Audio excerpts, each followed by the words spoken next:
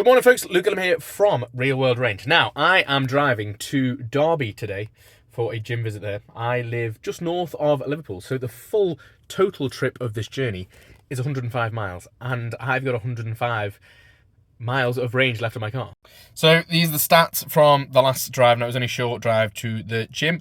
There is the charge, there is the mileage, and that is the trip ahead of us, folks. So I'm likely going to stop off at maybe the 30-mile range when I've got 30 miles of range left. So we will see just how we get on. Temperature's pretty good. I'm not going to need any climate control inside. It's nice and sunny, it's dry outside, so we should be pretty efficient. So I'll let you know where I stop off and what type of charger it is. Hey folks, so I've currently stopped off in Derby to charge the vehicle. So I did make it here. I pulled off just to take a phone call anyway and put myself on charge for 20 minutes.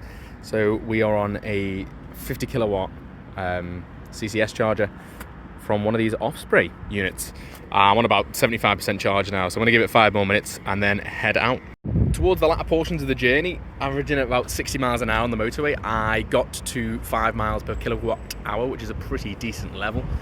And obviously once you times that by the kilowatt hourage of your car, that would give you your estimated full range if you were to continue under those specifications. I did have the aircon on for a little bit, but not majorly, so I did use that. But no, the weather is pretty perfect to be driving around. Relatively warm, and yeah, 5 minutes left and we can move on. So folks, I have just gotten home now, and that is my total journey mileage. That is the total hours spent driving. That is how many miles per kilowatt hour I was able to achieve over this time. And apparently my average mile per hour was 38, which seems quite bizarre because yeah, that just seems a little bit low. I'd say my average was closer to sort of 50 than it was 40, but never mind.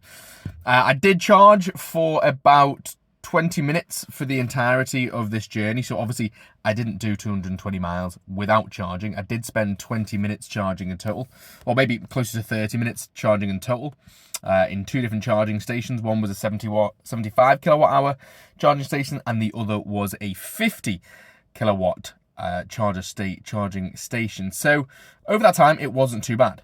And really, when you think about it, if I've been driving for nearly 6 hours today, a 30-minute stop in total to charge, to one, I had my lunch, and secondly, I just stretched my legs and had to make a phone call. So that's not too bad. I was a little bit apprehensive about having an electric vehicle, and obviously the range on this isn't ginormous.